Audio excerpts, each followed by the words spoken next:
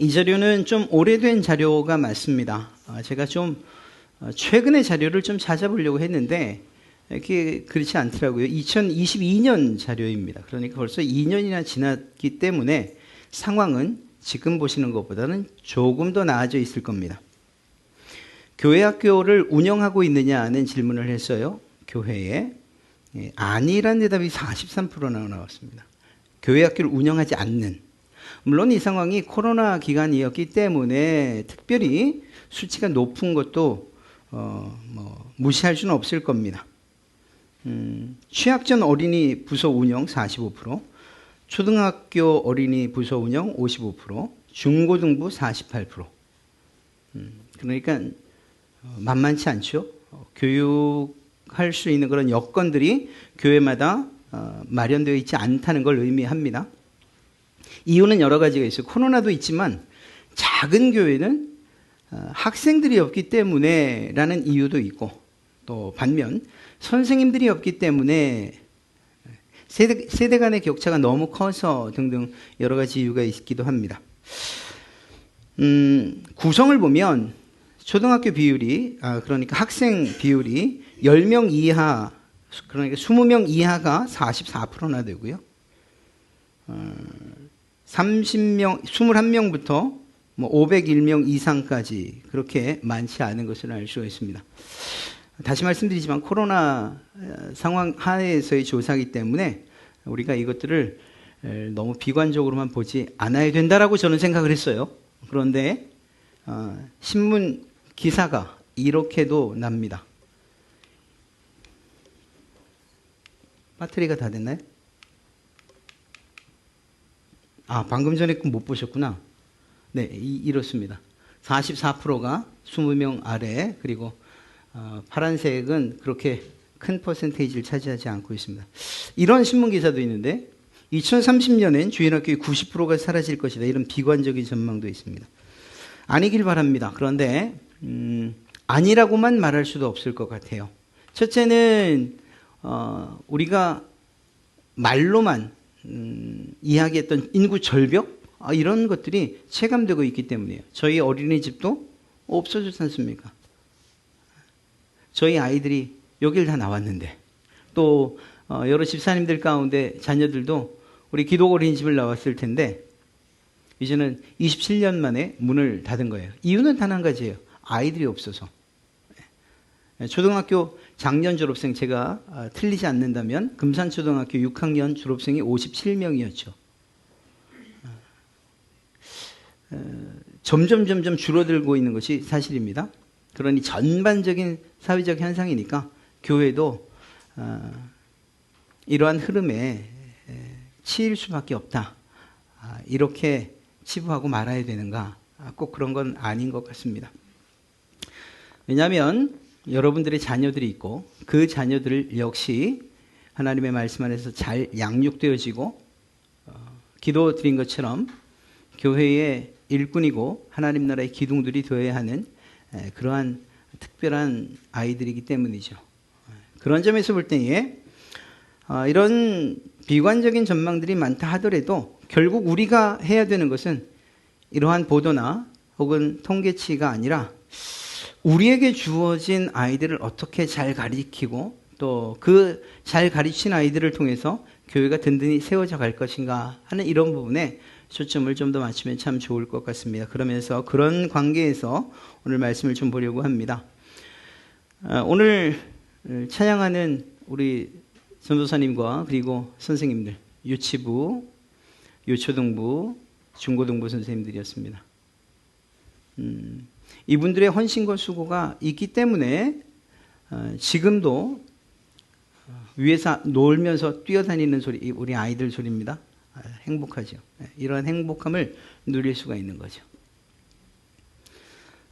선생님들의 수고와 그리고 선생님들의 눈물 어린 기도가 있기 때문에 그토록 부모들조차 잡기 힘든 사춘기 아이들이 그래도 이 자리에 나와서 예배를 하고 있다는 겁니다. 그런 점에서 우리 부모, 저부터 얼마나 감사한지 알 수가 없어요. 내가 못하는 것을 저도 해야 되는 부분인 건 알지만 제가 못하는 그 부분들을 우리 교회 선생님들이 이렇게 정말 열과 성의를 다해서 해주고 계시구나 하는 그런 점에서 경의를 표하고 너무 감사드립니다. 교회에서 해드릴 수 있는 것들이 참 많으면 좋겠는데 꼴랑 정말 꼴랑 1년에 한 번 식사 대접해드리는 것 외에는 교회에서 해드리는 것도 없어요. 뭐 급여를 드리는 것도 아니고 뭐 시간 봉사를 드리는 것도 아니고 그럼에도 불구하고 다른 어떤 일보다 헌신적으로 최선을 다하면서 또 전도사님들이 지도하에서 우리 아이들을 양육하는 이러한 모습들에 제가 감동받지 않을 수가 없습니다.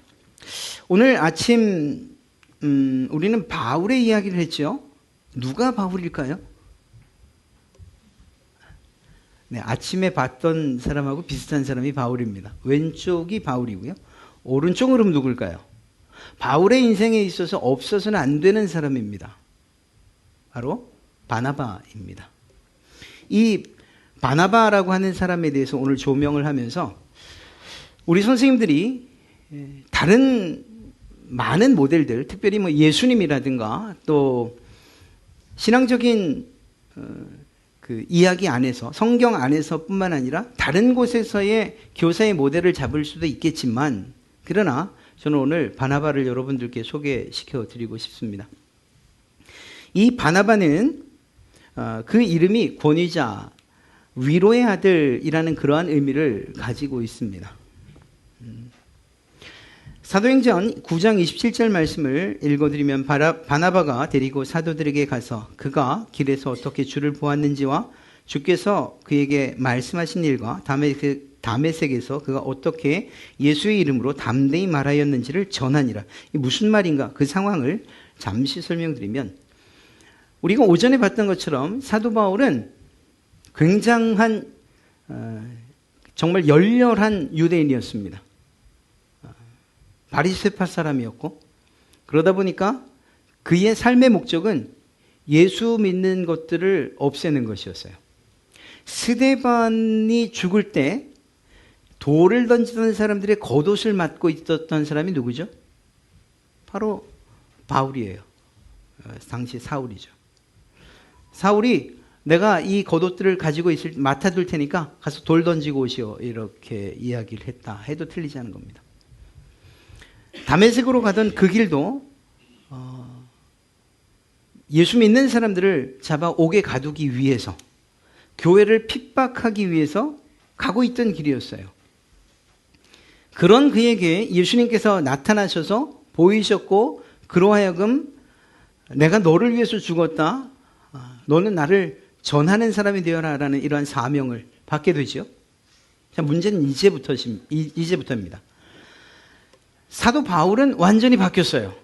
예수 믿는 사람으로 그리고 예수를 전할 사람으로 사명까지 받았어요. 그런데 문제는 그 주변에 있는 사람들도 사도 바울을 그렇게 보냐는 거죠. 그럴 리 없죠. 사람이 어떻게 그렇게 변해?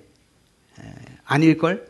혹시라도 믿는 사람들을 더 색출하기 위해서 혹시라도 위장한 것 아니야? 예수 믿겠다고 위장 전술을 펴는 것 아니야? 이런 눈으로 보는 사람이 대부분이었습니다. 그러다 보니까 복음을 전하는 이 일이 쉽지가 않았던 거죠. 나 이제 예수 믿습니다 라고 말해도 저건 믿을 수가 없어. 가짜일 거야. 그래도 사도 바울은 성경을 읽다 보면 그럼에도 불구하고 사도 바울이 열심을 다해서 복음을 전하는 것을 보게 됩니다. 그랬더니 믿는 그리스도인들은 조금 마음의 문을 여는 것 같은데 또 문제가 생깁니다. 이번엔 유대인들 쪽에서 문제가 생기죠. 아니 저런 변절자, 배신자. 그래서 실질적으로 유대인들이 핍박을 가하기 시작합니다. 양쪽에서 공격을 받는 거죠. 이때 바나바가 등장을 합니다. 어떤 경위를 통해서 알게 되는지는 잘 모르지만 바나바는 이 바울을, 그러니 그 당시엔 사울이었죠. 이 사울을 검증해 줍니다. 사도들에게서 또 믿는 성도들에게 바울을 데리고 가서 이 사람은 이런 과정을 거쳐서 예수님을 만났고, 그리고 예수님의 이름으로 지금 열심을 다해서 복음을 전하고 있고, 이 변론을 해줍니다. 온전히 바나바는 바울의 편에 서서 바울을 격려해주고, 그리고 또 그의 편을 들면서 그가 일할 수 있도록 이러한 자리를 마련해 주는 거죠. 그러니까 위로와 격려, 사실 아니라고 말하고 믿을 수 없다고 말하는 그러한 사도 바울을 신앙의 중심과 특히 전도자의 이방 선교의 중심에 세운 가장 공을 세운 사람, 그러면 아마 바울이, 이 바나바라고 해도 틀리지 않을 것입니다. 그가 사도들에게 또 믿지 못하는 성도들에게 이 사람은 정말로 변한 사람입니다. 이 사람은 예수님을 정말로 만난 사람입니다. 내가 어떤 이야기를, 어떤 경로를 거쳐서 예수님을 만났는지 들었고, 내가 들어보니 그것이 맞습니다. 사실입니다. 그리고 지금 복음을 전하는 것, 이건 결코 위장이나 혹은 속임수가 아닙니다. 진짜로 복음을 전하는 것입니다. 끊임없이 항변해주고, 그리고 그의 편을 들어줬어요. 여기서 힘을 얻게 되죠. 그뿐만이 아니었습니다. 어느 정도 시간이 지나서 안디옥 교회에 사도 이 바나바가 파견받아서 일을 하게 되는데, 그때에 혼자 가지 않고 다소에 있는 바울을 데리고 갑니다. 당신 나와 함께 일합시다. 이거죠. 바나바는 조금도 바울에 대해서 의심하지 않았고, 그가 어떤 전력을 가졌는지 또 그의 이력이 어떤지 이런 건 중요하지 않아요. 지금 현재 예수 그리스도를 믿는다는 이 사실, 그리고 헌신되었다는 이 사실에만 집중했고, 그리고 과감하게 자기의 사역에 바울을 동참시켰어요. 이건 정말 놀라운 일이 아닐 수가 없는 거죠. 성경을 쭉 읽다 보면 바울과 바나바의 이름이 서로 앞뒤가 바뀌는 경우가 왕왕 있습니다. 사도행전을 읽다 보면. 그런데 최종적으로 보면 바나바보다는 바울의 이름이 앞서는 것을 보게 돼요. 이건 기록자인 누가가 상황들을 보고, 그리고 나서 지금 상황에서는 누가 좀 더 권위가 있다, 이런 판단 하에서 그 이름의 순서도 썼을 것이란 말입니다. 바나바 입장에서는 아니, 내가 세웠는데, 내가 이 사람을 주께로 이끌었고 또한 모든 성도들과 교회에 소개시켰는데, 그렇게 일하게 했는데, 내 지분을 줬는데, 아니 나보다 더 유명해지다니, 이런 생각할 법도 한데 결코 그런 생각을 하지 않았다는 거죠. 그냥 오직 사도 바울을 세우는 일, 위로하고 격려해서 주의 일꾼으로 만드는 일에만 신경을 썼습니다. 그래서 바울은 우리가 알고 있는 대사도 바울이 될 수 있었습니다. 사도행전 15장 37절의 말씀을 보면, 바나바는 마가라 하는 요한도 데리고 가고자 하나 바울은 밤빌리아에서 자기들을 떠나 함께 일하러 가지 아니한 자를 데리고 가는 것이 옳지 않다 하여 서로 심히 다투어, 글씨를 잘못 썼네요. 다투어 피차 갈라서니 바나바는 마가를 데리고 배 타고 구브로로 가고. 이 무슨 말인가 하면요, 1차 전도 여행 때 바나바의 조카인 마가 혹은 요한이라고도 합니다. 이 조카를 데리고서 함께 전도여행을 떠났는데, 마가가 밤빌리아에서 무단으로 그냥 집으로 돌아가 버리고 맙니다. 아무런 말 없이 말입니다. 제가 사도 바울이 녹록한 사람이 아니라고 말씀드렸죠. 얼마나 철저한 사람인데, 아니 말이라도 하면 좋았을 걸 아무 말 않고 그냥 돌아가 버린 겁니다. 그리고 나서 두 번째 전도여행을 떠나야 되는데, 이때 한바탕 하게 된 거예요. 자, 바울이 이 마가, 아무 말 없이 무단히 이탈한 이 마가를 데리고 가고 싶겠습니까? 난 절대로 그렇게 못한다. 아니, 이렇게 책임감 없는 사람을 이 중차대한 복음 전하는 일에 데려갈 수 없다. 지난번 봤지 않느냐? 아마 이것이 바울의 이야기였을 것이고, 그에 반해서 바나바는 그래도 기회를 줘야 되지 않습니까? 이것은 여기서는 생질이었기 때문이 아니에요. 가족 관계였기 때문이 아니에요. 바나바를 안다면 단순하게 이렇게 관계가 가족 관계니까 끌고 가려고 했구나 이렇게 생각하지 못할 겁니다. 바나바는 그 마가, 그 요한을 세우고자 했던 마음이 이전 바울을 세우고자 했던 마음과 똑같았던 거죠. 지금 한번 실수했다고 실패했다고 그냥 내버려 두면 이 사람이 다시 일어서는 것을 기대할 수 없다는 그러한 생각이 바나바에게 있었던 것입니다. 그래서 바나바가 굉장히 착하고 그리고 성품상 싸우는 것을 잘 하지 못할 것 같은데 성경을 보니 심히 다투었다 그래요. 아마 큰 소리를 냈던 것 같아요. 데리고 갑시다. 안 돼요.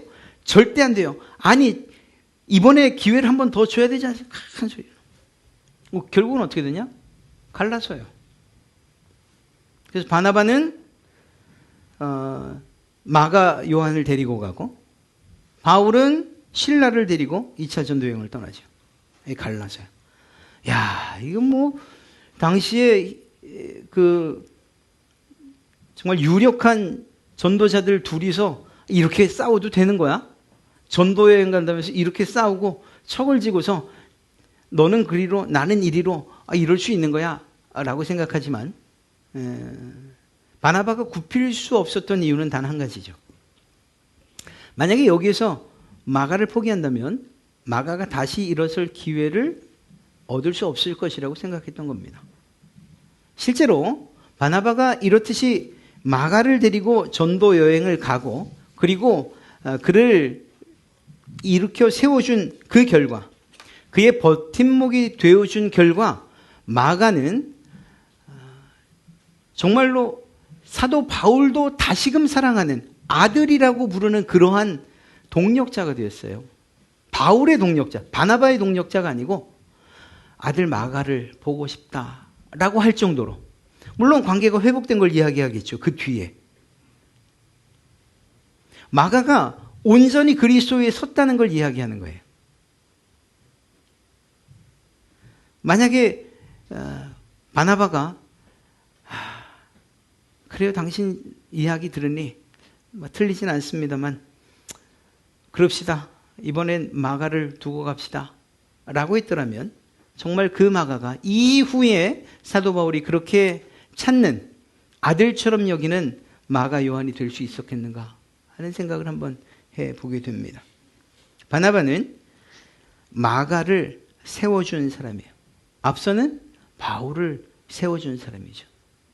위로하고 격려하고 때로는 다른 사람들의 그런 화살들을 자기가 다 맞으면서 버팀목이 되어줬던 바로 그런 사람이었다는 것입니다. 이것이야말로 아름다운 선생님들의 그러한 성품이어야 하지 않겠는가. 가정에서 혹은 학교에서 학원에서 정말 이리 치이고 저리 치인 아이들 그래서 예배를 드릴 때 모습을 보면 폐잔병처럼 뒤에서 보면 그래 앞에서는 다 웃고 있을 거라고 저는 생각을 해요. 뒤에서 보면 이렇게 소리 얼마나 한 주간이 고달팠을까. 그 흥겨운 찬양을 하는데도 그렇게 있을 수밖에 없는 그 아이들. 저는 아유 참 고개 좀 들고 예배하지 이렇게 생각하지만 앞에서 찬송하는 전도사님들 그리고 그들을 지도하는 그 선생님들은 그럼에도 불구하고 그들의 버팀목이 되어주고 그들을 위로하고 격려하며 세워가고 계신 줄로 믿습니다. 그래서 저희 교회 학교가 여전히 힘을 잃지 않고 있는 것이고 그리고 그런 전도사님들과 그리고 그런 선생님들 덕분에 교회 학교가 세워져 있는 것이라 저는 확신합니다. 이후로도 바나바와 같은 이러한 그런 마음으로 그런 성품으로 여러분들에게 맡겨진 그 아이들을 때로는 지켜주고 때로는 위로해주고 때로는 격려해주고 때로는 여러분들의 어깨를 내어주는 그러한 선생님들이 되시기를 정말 주님의 이름으로 축복합니다. 이런 일이 어떻게 가능할 수 있었는가? 그것은 바나바에 대한 설명을 보면 알 수 있습니다. 바나바는 착한 사람이요 성령과 믿음이 충만한 사람이라 이에 큰 무리가 죽게 더하여지더라. 이들의 이 바나바의 이 선생으로서의 성품과 그리고 또 누군가를 이렇게 세우는 이 능력은 하나님께로부터 왔다는 거예요. 성령의 충만함 그리고 믿음의 충만함으로부터 시작됐다는 사실을 꼭 기억해야 됩니다. 거기에 아울러 정말 좋은 성품도 가지고 있었죠. 선하다. 사랑하는 선생님들, 너무나도 잘하고 계셔서 제가 뭘 더 부탁드리는 게 송구스러울 정도지만 그럼에도 불구하고 성령의 충만함을 더욱더 간절히 구하시기를 바랍니다. 여러분 안에 있는 믿음이 충만해지기를 바랍니다. 참 부끄러운 얘기지만 이런 이야기가 있습니다. 교회 성도의 수준은 목사의 수준을 넘어서지 못한다. 얼마나 가슴이 찔리는 이야기인지 알 수가 없어요.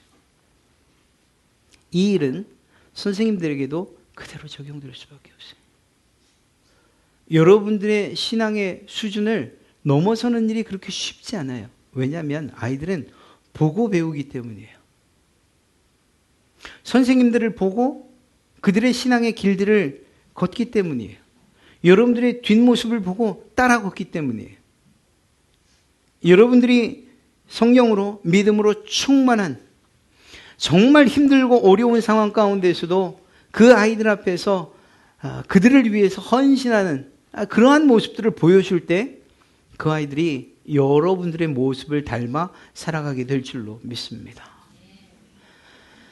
세상에 많은 뉴스, 특별히 선생님들에 관한 뉴스 나올 때 애처로운 부분도 없지 않아 있지만 또 한편으로는 어떻게 저런 분이 선생님이 됐을까 싶은 이야기들도 없지 않아 있어요. 착한 선생님을 찾기가 쉽지 않죠.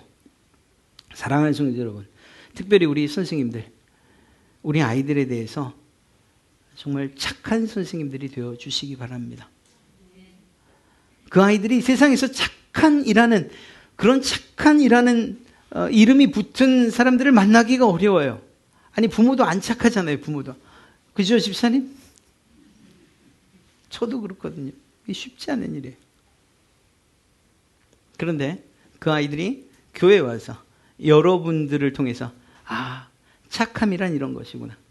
내가 저 선생님으로부터 저 착한 선생님으로부터 인정을 받고 존중을 받고 내가 높임을 받고 있구나.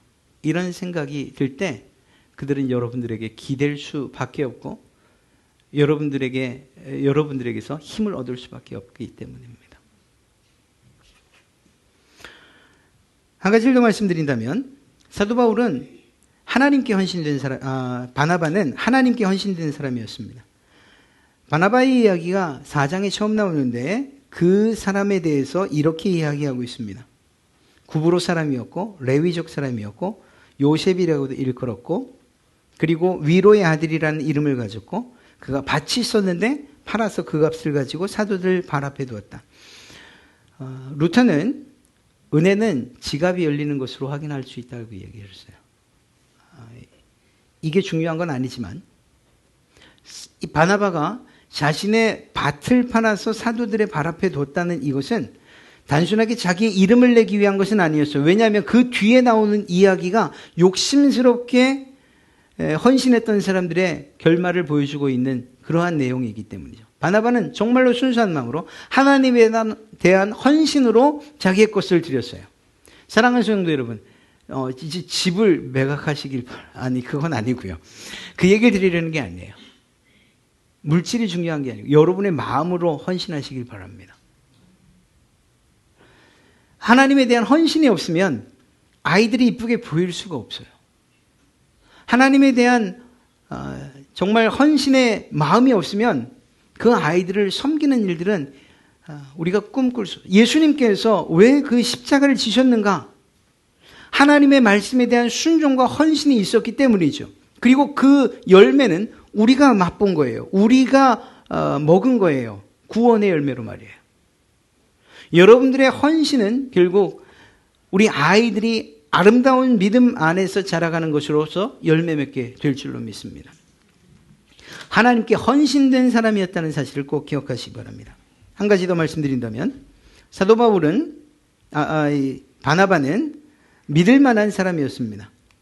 아까 말씀드렸던 11장 22절에 예루살렘 교회가 이 사람들의 소문을 듣고 이방인들이 믿기 시작하거든요. 그러니까 그렇게 이방인들이 믿는다는 이야기를 듣고 바나바를 안디옥으로 파송해요.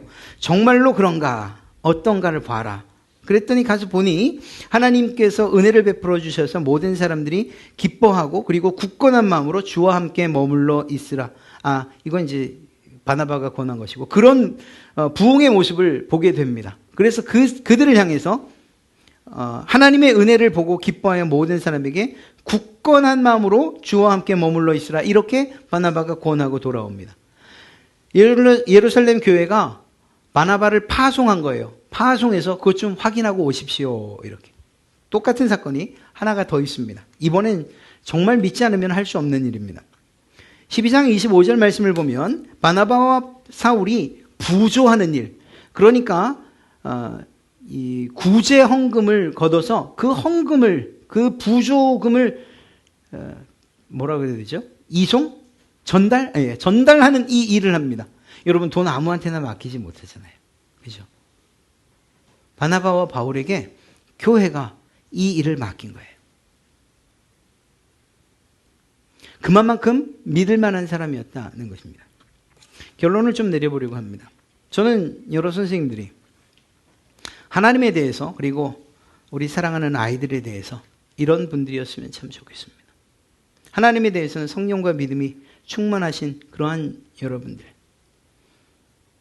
하나님께 헌신된 분들, 하나님께서 내가 너면 충분히 믿을 만하다 하시는 이러한 신뢰와 믿음을 보이시는 그러한 여러분 되시길 주님의 이름으로 축복합니다. 이것이 돼 있어야 그래야 우리 아이들에 대해서 착한 선생님이 될 수 있고 위로와 격려를 아끼지 않는 선생님이 되고 든든한 버팀목이 되어주는 그런 선생님이 되어질 것입니다. 아울러 세상에 믿을 사람 하나도 없어요 선생님 하는 그 아이들이 다른 사람은 몰라도 제가 선생님은 믿을 수 있습니다 라고 하는 그러한 정말 기분 좋은 고백을 듣게 될 줄로 믿습니다. 사랑하는 성도 여러분, 모든 교회가 그렇지만 저는 다른 어떤 교회는 잘 보이질 않아요. 귀에도 안 들어와요. 어떤 분들이 그래요. 어느 목사님 아세요? 유명한 목사님이 그걸 모르세요. 그러게요. 제가 다른 목사님들한테는 관심이 없어서요. 다른 교회에는 관심이 없어서요. 제가 있는 이 갈릴리 교회면 충분하지 않습니까? 여기도 벅찬데. 우리 갈릴리 교회 안에 보내진 그 아이들이 믿는 부모님 때문에 왔던 아니면 그 친구로서 왔던 간에 이곳에 발을 딛는 모든 아이들이 정말 훌륭하고 정말 멋진 여러 선생님들의 지도와 그리고 관심과 그 사랑 그것 때문에 바르게 자라가기를 바랍니다. 단순히 바르게 자라가는 것뿐만 아니라 우리 아이들이 힘과 능력을 얻기를 정말 기도해요. 매번 기도할 때마다 그렇게 기도해요. 하나님, 제가 살아온 세상은 아무것도 아닙니다. 지금 돌아보니 얼마나 악하고 시체말로 야가 빠지지 않으면 살아갈 수 없는 세상인지 알 수 없습니다. 얼마나 캄캄한 세상인지 알 수 없습니다. 잠시 딴만 먹으면 발을 헛디딜 수밖에 없는 그런 낭떠러지와 같은 그러한 지금 이 시대입니다. 이런 세상을 우리 아이들이 살아가야 되는데 하나님께서 우리 선생님들을 통해서 잘 가르쳐 주시고 잘 양육해 주시고 세상에서 발견할 수 없는 하나님의 사랑을 우리 선생님들 통해서 발견하고 그래서 이 세상에서 올바른 그리스도인으로서 하나님이 주시는 지혜로 바른 결정들을 내리며 살아갈 수 있도록 주님 도와주십시오. 이게 저의 기도예요. 우리 선생님들을 늘 축복하며 기도합니다. 여러분들이 정말로 물질에 있어서나 시간에 있어서나 모든 부분에 있어서 특별히 건강에 있어서 하나님께서 주시는 진정한 은혜와 복을 누리시기를 정말로 간절히 기도하고 있습니다. 그리고 그 기도들은 하나님께서 신실하게 응답해 주실 것이라 저는 확신합니다. 사랑하는 선생님들, 또 우리 선생님들을 늘 지원하며 응원해 주시는 우리 모든 성도 여러분 너무 감사드립니다. 이렇게 온 교회가 교육부서에 신경을 쓰고 또 그들의 신앙과 그들의 삶을 위해서 기도하고 그리고 지원해 주는 이것이 얼마나 아름다운 일인지 알 수 없습니다. 보통 말하기를 세상은 백년지대계라고 이야기하는 그 교육에 대해서 그러면 안 되는 줄 알면서도 밑빠진 독에 물 붓기라고 표현하는 경우가 얼마나 많은지 알 수 없어요. 그렇죠? 왜냐하면 헌금은 여러분들이 하잖아요. 아이들은 안 하죠. 다 모아봤자 뭐 한 2만 원, 5만 원, 뭐 부설 다 합해도 그것만 보이십니까? 아니에요. 투자와 헌신이 있어야 그 아이들이 양분으로 또 그리고 여러분들의 사랑으로 교회의 그런 지원으로 커가는 거예요. 그리고 그것들은 우리가 생각한 것보다 훨씬 빠르게 우리 교회의 열매로 나타나게 될 줄로 믿습니다. 물론 너무 빠르다 보면 그 열매를 못 보고 주님 부르실지도 모르지만 우리가 사라져도 제가 이 땅에 없어도 갈릴리 교회는 영원히 이곳에서 주의 복음을 전하는 그러한 신앙의 전초기지로 세워져 있어야 하지 않겠습니까? 텅 빈 교회가 아니라 여러분들이 키워낸 그 아이들이 그리스도의 군사가 되어서 세상과 강력하게 싸우는 그러한 교회로서 그렇게 세워지기를 꿈꾸면 그 꿈이 얼마나 아름답고 멋집니까? 이러한 꿈들이 실제가 되어질 것을 저는 확신합니다. 사랑하는 선생님들의 수고 그리고 그 노고에 경의를 표하고 또 그리고 그러한 선생님들에 대한 지원을 아끼지 않는 교회 모든 성도님들께 감사하며 말씀 마치도록 하겠습니다.